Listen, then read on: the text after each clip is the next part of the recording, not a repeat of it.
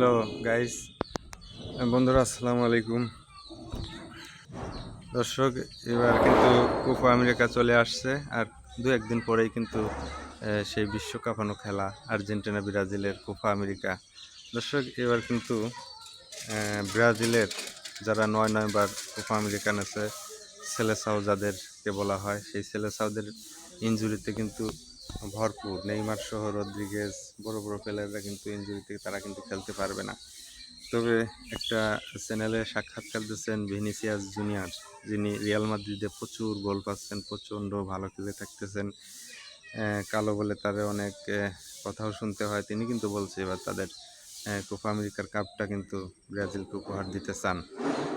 দর্শক, এবার কিন্তু আর্জেন্টিনারও সকলেই আছেন। গত বিশ্বকাপ জয়ী আর্জেন্টিনার লিওনেল মেসি কিন্তু এবার তিনিও বলছেন যে এবারকার কাপটাও তিনি নিতে চান।